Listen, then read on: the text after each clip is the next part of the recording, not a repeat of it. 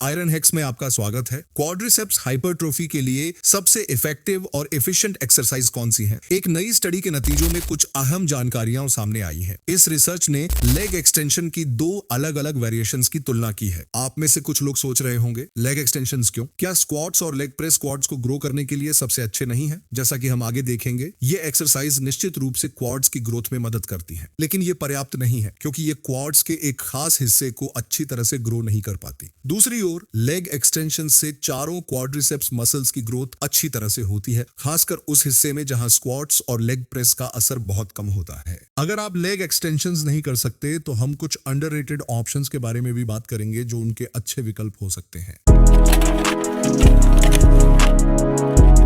22 untrained पुरुषों को चुना गया। एक पैर से उन्होंने टिपिकल लेग एक्सटेंशन की ट्रेनिंग की। हिप को 90 डिग्री पर रखा गया और नी जॉइंट को 110 से 0 डिग्री तक मूव किया गया। दूसरे पैर से उन्होंने लेग एक्सटेंशन की, लेकिन हिप को सिर्फ 40 डिग्री पर फ्लेक्स किया गया और नी जॉइंट फिर से 100 से 0 डिग्री तक मूव किया गया। तो केवल फर्क यह था कि इस वेरिएशन में हमें पीछे की ओर झुकना था। सब्जेक्ट्स ने दोनों एक्सरसाइज को इन्हीं कंडीशंस में ट्रेन किया। जब भी कोई सब्जेक्ट पहले सेट में 20 रेप्स तक पहुंच जाता था, वेट बढ़ाया जाता था ताकि उन्हें 15 से 20 रेप्स की रेंज में रखा जाए। हर सब्जेक्ट ने दोनों एक्सरसाइज की थी, जो एक अच्छी बात थी क्योंकि इसका मतलब दोनों कंडीशंस में एक ही लोग थे। इससे जेनेटिक्स, न्यूट्रिशन और लाइफस्टाइल जैसे फैक्टर्स से रिजल्ट पर असर नहीं पड़ा। क्वाड्रिसेप्स 4 हिस्सों में होते हैं और रिसर्चर्स ने रेक्टस फेमोरिस और वास्टुस लैटरालिस की ग्रोथ को ऊपर और नीचे के हिस्सों में मापा।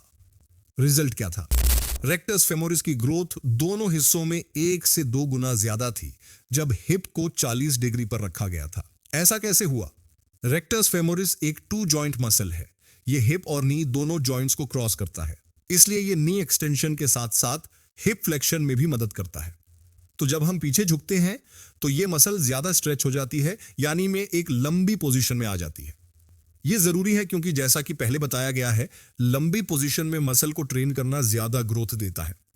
और यह नई स्टडी इसी बात को और मजबूत करती है क्योंकि इसमें लेग एक्सटेंशन का ऐसा वर्जन यूज किया गया जिससे रेक्टस फेमोरिस ज्यादा स्ट्रेच में था और बेहतर ग्रोथ मिली। बाकी 3 क्वाड मसल्स सिर्फ एक जॉइंट यानी नी जॉइंट को क्रॉस करते हैं और इनका काम सिर्फ नी एक्सटेंशन होता है।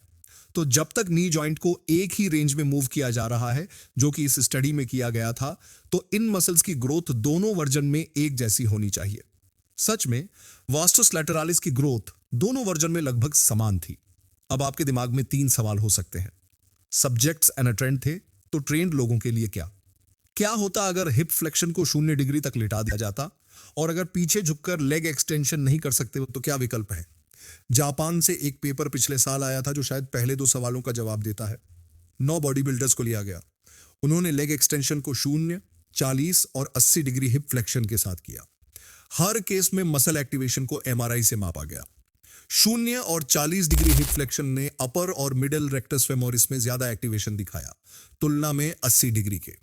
लोअर रेक्टस फेमोरिस में कोई खास फर्क नहीं था, लेकिन फिर भी वैल्यूज 0 और 40 डिग्री में थोड़ी ज्यादा दिखी। इससे यह पता चलता है कि ट्रेन्ड इंडिविजुअल्स भी लीनिंग बैक लेग एक्सटेंशन से फायदा पा सकते हैं, लेकिन 0 डिग्री का 40 डिग्री से कोई ज्यादा फायदा नहीं दिखा, बल्कि रॉ नंबर्स तो 40 डिग्री के फेवर में थे। हाँ, यह बात ध्यान देने वाली है कि यह मसल एक्टिवेशन का मेथड पहले ग्रोथ से जुड़ा पाया गया है, लेकिन इन स्टडीज का कॉन्टेक्स्ट जरूरी है। इनमें से किसी ने यह साबित नहीं किया कि यह मसल एक्टिवेशन मेथड अलग अलग मसल लेंथ्स की एक्सरसाइज में ग्रोथ को सही प्रेडिक्ट कर पाता है। संभव है कि यह मेथड पैसिव फोर्सेस को कवर नहीं करता जो लंबी मसल लेंथ्स पर होते हैं। इसलिए हो सकता है कि 0 डिग्री हिप फ्लेक्शन वाली लेग एक्सटेंशन की पोटेंशियल ग्रोथ को यह कम आंक रहा हो। इसलिए उम्मीद है कि 0 और 40 डिग्री को डायरेक्ट कंपेयर करने वाली स्टडी जल्दी आएगी। फिलहाल इतना कह सकते हैं कि 0 और 40 degree hip flexion leg extensions दोनों ही ट्रेडिशनल वर्जन से बेहतर हैं रेक्टस फेमोरिस की ग्रोथ के लिए। लेकिन अगर आप लीनिंग बैक लेग एक्सटेंशंस नहीं कर सकते तो रिवर्स नॉर्डिक कर्ल और सिसी स्क्वाट अच्छे विकल्प हो सकते हैं। ये दोनों लगभग 0 डिग्री हिप फ्लेक्शन के साथ किए जाते हैं, बिल्कुल उसी तरह जैसे 0 degree hip flexion leg extension.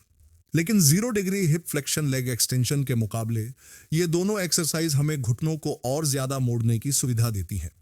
इसका मतलब है कि रेक्टस फेमोरिस मसल और लंबी हो जाती है और बाकी के 3 क्वाड हेड्स भी उन मसल लेंथ्स पर ट्रेन होते हैं जो किसी भी लेग एक्सटेंशन से ज्यादा होती हैं।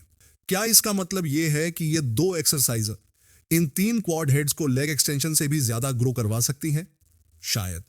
लेकिन यह भी मुमकिन है कि मसल्स को जितना स्ट्रेच देना फायदेमंद होता है उसका भी एक लिमिट होता है। हो सकता है इन एक्सरसाइज से ग्रोथ उस लिमिट से आगे न बढ़े। इन एक्सरसाइज के बीच कुछ और छोटे मोटे फर्क भी हैं। उम्मीद है भविष्य में रिसर्च इन दोनों की तुलना करेगी ताकि फर्क साफ हो सके। फिलहाल हम कह सकते हैं कि ये दोनों क्वाड ग्रोथ, खासकर रेक्टस फेमोरिस के लिए बहुत अच्छे ऑप्शन हो सकते हैं। आपके मौजूदा लेवल पर डिपेंड करता है कि ये एक्सरसाइज आपके लिए ज्यादा मुश्किल या बहुत आसान हो सकती है। मैंने पिंड कमेंट में कुछ ट्रेनिंग और प्रोग्रेशन टिप्स शेयर की हैं अगर आप इंटरेस्टेड हो।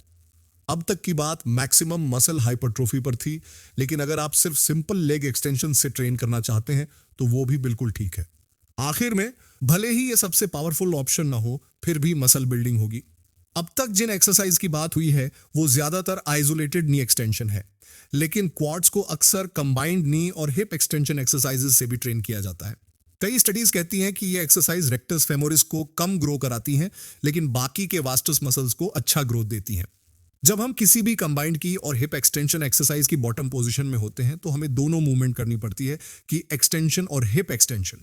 लेकिन क्योंकि rectus femoris muscle hip flexion में भी एक्टिव होती है, जो कि हिप एक्सटेंशन के उलट है, इसकी ज्यादा एक्टिविटी हमारे मूवमेंट को रोक सकती है।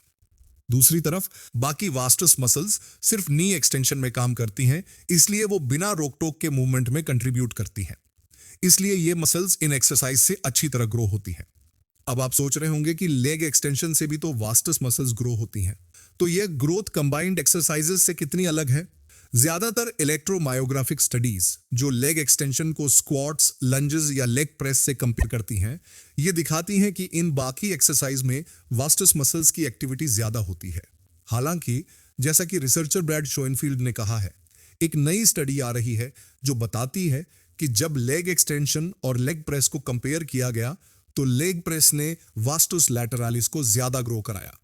वास्टस लैटरालिस वो मिड क्वाड मसल है जो क्वाड के बीचों बीच नीचे की ओर जाती है।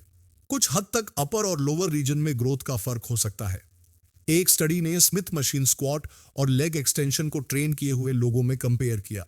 जैसा उम्मीद थी, लेग एक्सटेंशन ने रेक्टस फेमोरिस को ज्यादा ग्रो कराया, खासकर लोअर रीजन में। अगर उसी डेटा पर सोचें तो अगर लीनिंग बैक लेग एक्सटेंशंस की जाती तो अपर और मिडिल रेक्टस फेमोरिस की ग्रोथ और ज्यादा होती। वास्टस लैटरालिस की अपर और मिडिल पार्ट में ग्रोथ स्मिथ मशीन स्क्वाट से बेहतर थी, जबकि लोअर पार्ट में ग्रोथ लेग एक्सटेंशन से ज्यादा हुई। हालांकि इस स्टडी की कुछ लिमिटेशन थी, इसलिए मैं चाहता हूं कि ऐसी एक और स्टडी हो। फिर भी जो जानकारी हमारे पास है वो ये बताती है कि कंबाइंड नी और हिप एक्सटेंशन एक्सरसाइजेस कुछ खास एरिया में वास्टस मसल्स को बेहतर ग्रो कर सकती हैं। तो अगर आप ओवरऑल क्वाड ग्रोथ को मैक्सिमाइज करना चाहते हैं तो आइसोलेटेड नी एक्सटेंशन और कंबाइंड नी और हिप एक्सटेंशन एक्सरसाइजेस दोनों को अपनी ट्रेनिंग में शामिल करना सबसे अच्छा रहेगा। आगे आयरन हैक्स चैनल पर और वीडियो आएंगे जो स्क्वाट्स, लेग प्रेस और लंग वेरिएशंस की तुलना करेंगे, तो उन्हें जरूर देखें। इंटरनेट पर बहुत सारी उलझन है कि आपको कैसे ट्रेन करना चाहिए। उम्मीद है कि आयरन हैक्स के वीडियो आपको कुछ हद तक ये क्लियर करने में मदद कर रहे हैं, और धन्यवाद इस वीडियो के आखिरी तक पहुंचने के लिए। यह थे मुख्य पॉइंट्स। हमारी हाल की वीडियो ट्राइसेप्स बिल्डिंग पर भी जरूर देखें।